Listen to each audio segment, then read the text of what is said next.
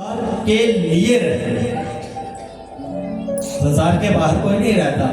एक संसार में रहते हैं जो हमारी तरह माया मोह अहंकार इनके वृत्तियों के अधिकार में रहते हैं, और एक संसार के लिए रहते हैं जिनके जाने के बाद उनके दर्शों से हम सीखते हैं। जैसे बाबा विभूषण, अब इनसे हम सीख रहे हैं क्योंकि ये संसार के लिए रहे, ये अपने लिए नहीं रहे। ये जब तक रहे कि अगर आप जीवनी पढ़ो ना, इन्होंने कुछ दिया ही है, लिया नहीं है। और अगर आपको अभी लगता है कि हम आपसे ले रहे हैं, तो ठंडे दिमाग से हमारे पूरे काम को देखो और फिर घर जाके सोचो कि हम ले रहे हैं या दे रहे हैं। लेता जो है वो जब देने पे आता है तो बहुत लेता है, याद रखना। आप बैंक में पैसे देते हो ना, आपको इंटरेस्ट मिलता है कि नहीं? तो अगर भगवान के नाम पे देते हो तो आपको इंटरेस्ट नहीं मिलेगा। लेकिन फर्क क्या होता है, ये यहाँ मिलता है वो वहां मिलता है, और वहां का जिसको मिल गया वो वापिस आके बता नहीं सकता। जब भूत बन के नाचते उनको मिला ही नहीं है, तभी नाचते कि हमें पार करो, और जब उनको मिल गए तो फिर यहाँ कैसे आएंगे? आप मुझे तो 92 में चले जाते हो, आप क्रॉस हो जाते हो, आप वापिस आ सकते हो?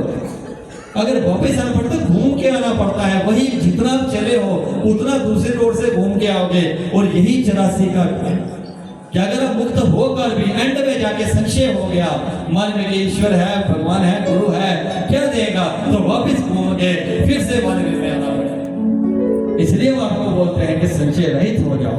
वो संतों ने हमें सिखाया है, उनका परखा है, वो तो नहीं वापिस आ रहे, लेकिन वो यहाँ पे एक मर्यादा स्थापित कर दिया। अब संत का जीवन बहुत सरल, ब्रज की लताओं में रह रहे हैं।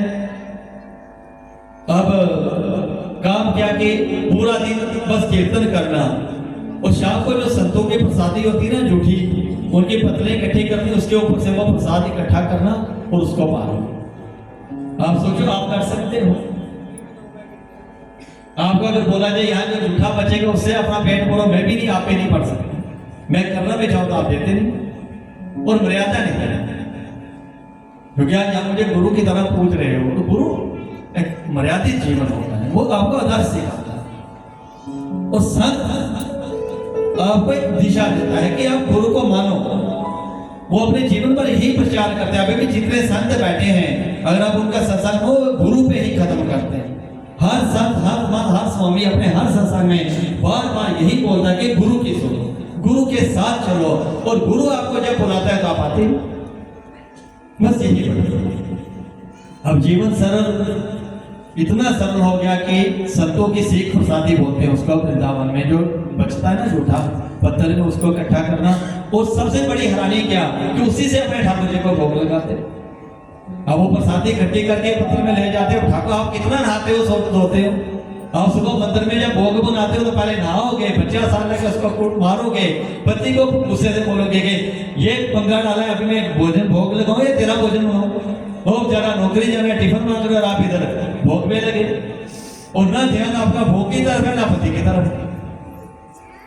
कहाँ पे? कहीं भी नहीं। बस ऐसे ही का संसार चल रहा है। अब उनका काम क्या कि वो जो सीख प्रसादी पत्थर से होती थी ना, उसको उठाते और उसको एक पात्र में इकट्ठा करके उसका भोग लगाते। अब जब भोग लगा लिया तो एक दिन की बात है, अब काफी भजन में खो गए।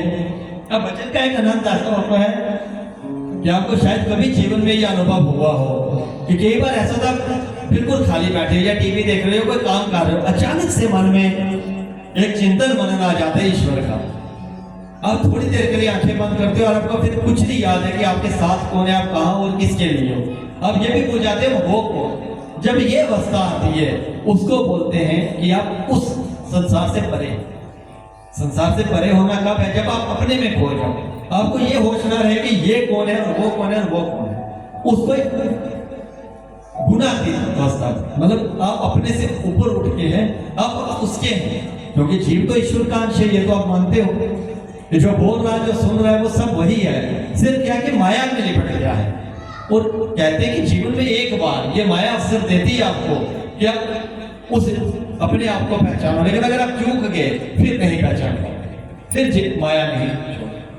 और वही अवसर जब आपको मिलता है तो आप भजन में खो जाते हैं। अब साथ अपने भजन में मगन हो गए।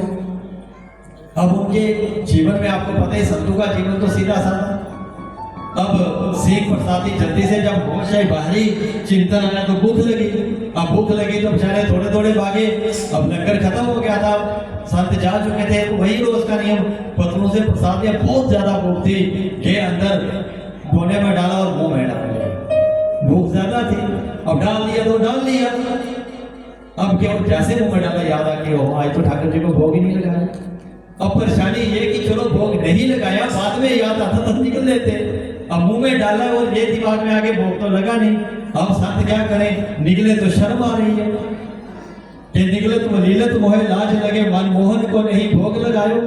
अब न उगल सके, क्योंकि उगलते तो संतों का भगवान और निकलते हैं तो भगवान का भोग रह गया।